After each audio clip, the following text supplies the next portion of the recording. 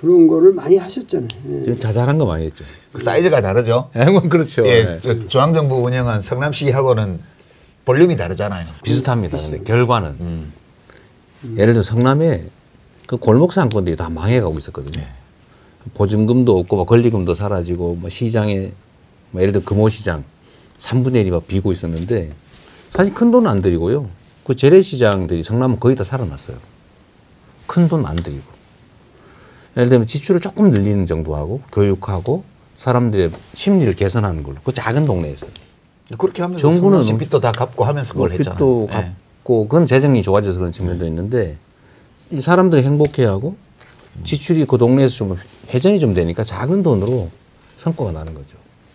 그래서 저는 사실 우리 국민들께서 경제에 그러면 엄청나게 어려운 거라고 생각하는 경향이 있는데 매우 단순하게 보면요. 돈이 1억이 있는데 누가 그냥 움켜쥐고 있어요. 아무 소용없는 거죠. 근데 돈이 예를 들면 100만 원이 있는데 그게 동네에 막 돌아요. 그 100바퀴 돌면 100만 원이 1억이잖아요. 그게 경제거든요. 순환이죠, 경제는. 순환이죠. 근데 이 역할을 정부가 해줘야 되는데 지금 정부가 손을 떼가지고 이 순환 자체가 막혀 있어요. 점점 악화되고 있습니다. 쉽지는 않아요. 그러나 지금 예를 들면 국내의 내수 문제 어느 정도 개선의 여지가 있고요. 또 기업들이 국제 경쟁을 할 때 지금 혼자 외롭게 싸우고 있거든요. 정부가 지원을 해야죠. 받쳐줘야죠. 길도 열어주고. 그래서 이 외교 역할이 매우 중요하죠. 그리고 몇 개 나라에 많이 집중되어 있는데 정부라고 하는 게 우리 국민들의 삶에 도움이 되냐. 제가 그 얘기도 했는데 대통령이 탄핵이 되니까요. 대북비라 대남 오물풍선이 사라졌어요. 아, 그거는 미국에서 오는 돈이 끊어져서 그렇다는 얘기도 아니, 있더라고요. 뭐 그것도 있겠지만 다른 방법도 있죠. 꼭 미국에 돈 없다고, 돈 안 온다고 못 하겠어요. 어쨌든 이 지휘탑이 사라지니까 그게 없어졌어요. 그 악순환이 사라졌죠. 그 장기적인 경제 정책으로 가기 전에요. 네. 지금 선생님 보시기에는 그 한중 관계 이게 지금 정상이 아니지 않나요? 이게 무역에도 굉장히 큰 영향을 지난 몇 년간 미쳐왔다고 저는 보는데. 도대체가 지금 우리가 한국이 중국과 척칠 아무런 이유가 없어요. 그리고 지금 협중이라고 하는 이거는 완전히 고의적으로 지배층에서 하여튼 그 지난 2, 3년 동안 만들어온 이건 뭐 말도 안 되는 건데 그것이 사실은 미국이 그 협중 그런 이 중국을 억압하는 그런 정책을 쓰면서 우리나라의 뉴라이트라는 사람들이 괜히 그냥 중국을 그렇게 대적시한 거예요. 근데 기업의 입장에서 중국이란 마켓이 없이 어떻게 삽니까? 그렇고 중국은 얼마든지 우리가 외교적으로 모든 면에서 그 충분히 동반자적으로 갈 수가 있고 그리고 네. 세계 정세가 지금 미국이 트럼프가 저렇게 관세 저렇게 하니까 사실은 우리가 미국이 제일 두려워하는 게 한중일 경제 이 공동 대처라고 해요. 그것이 유럽연합보다 더 커진다고. 더 크니까 우리가 지금 반일이다 뭐 친일 뭐 이런 그 지저분한 걸 떠나서 일본하고도 우리가 친하게 지내야 됩니다. 그리고 네.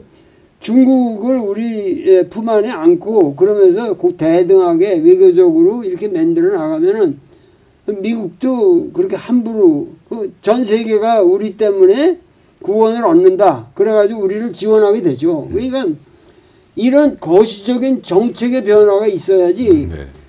기업만 가지고는 안 돼요. 이거 내가 왜 이런 얘기를 하냐면 내가 그 김우중 그 회장하고 여러 번 세계 여행을 좀 했잖아요. 네. 그거 글도 쓰시고 그러셨어요. 네, 네. 재밌었습니다. 그때도 얘기가 그 경제라는 거는 그냥 하여튼 물리고 서큘레이션이다. 그걸 네. 돌리려면 이 나같이 노동자처럼 부지런히 댕기면서 만나고 그냥 하면서 계속 노력을 해야 된다.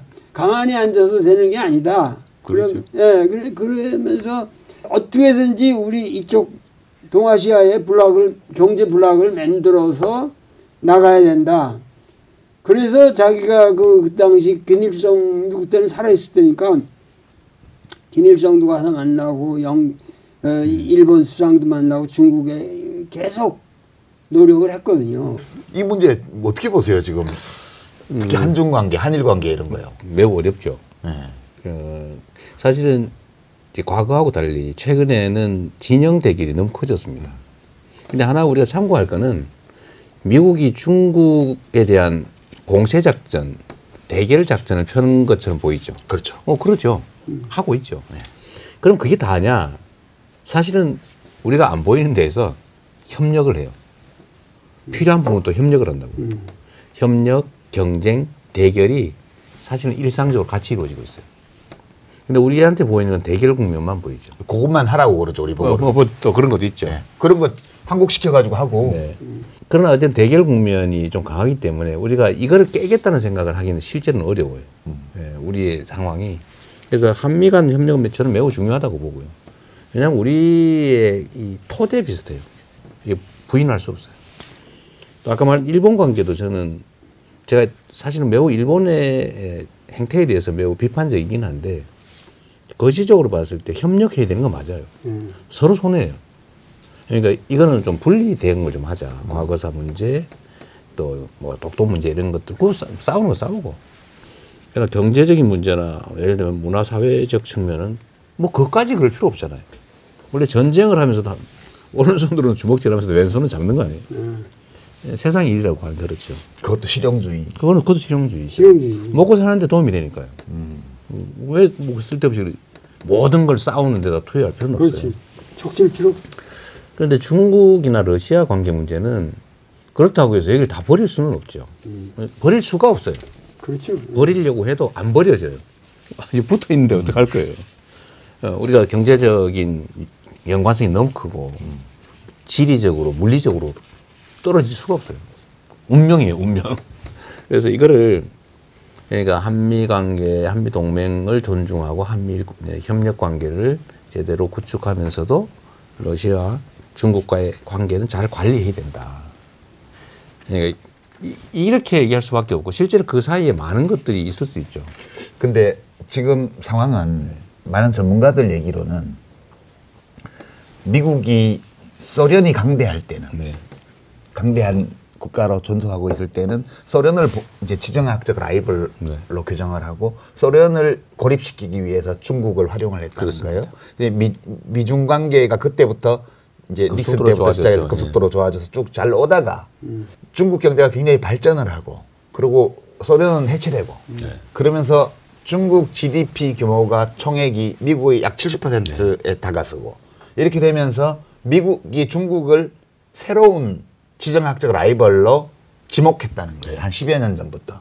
그게 오바마 때부터인데 트럼프 1기 때부터 본격화됐다는 거예요. 바이든도 그걸 이어갔고 지금 트럼프 2기 와서도 마찬가지고 그래서 중국을 지정학적 라이벌로 규정을 하고 이것을 봉쇄하는 노선을 쓰면서 아시아 태평양 쪽을 그 봉쇄선으로 조직하고 그러면서 한일 관계를 붙이려고 그러고 그다음에 중국에 대한 혐오를 조장하고 선생님 아까 말씀하셨습니다. 그런 눈에 안 보이는 작업들을 하고 그거에 호응하면서 윤석열 정권이 우리 내부에서는 협중 정서를 조장하고 그리고 이제 외교 노선에서는 반중 노선으로 가고 이렇게 되면서 한중 무역 관계가 파탄 상태로 들어가면서 우리 경제에 외부 충격이 왔다. 이런 분석이 많거든요. 그러면 이 압력은 계속될 텐데 그러면 이재명 의원께서 국정 운영을 맡게 된다면 이 문제에 관해서는 이런 지정학적인 대결 이거 속에서도 어떻게 우리의 국익을 지켜가느냐. 그렇죠. 일단 되게 어려운 과제가 될 것 같은데. 근데 대개 이건 답이 있어요. 있어요? 왜냐하면 사실 보신 것처럼 일단 중국하고 우리의 이 관계 문제는 사실 중국의 책임도 상당히 있습니다. 사실 중국하고 우리 관계가 정말 좋을 때가 있었어요. 이 한반도에서 한국과 중국의 관계가 정말 거의 밀월처럼 느껴지는 한 20년 전쯤 중국이 한국을 볼 때 새로운 모범이야. 정말 뭐라 그럴까요? 이 한국의 문화가 중국을 거의 그렇죠. 지배라고 하는 정도로 상당히 영향을 미치는 그 시기였었는데 지금은 매우 적대적으로 변했죠. 근데 그 계기 중에 하나가 사실은 중국에 안 보이는 경제 제재였어요. 국민들이 이걸 느낀 거예요.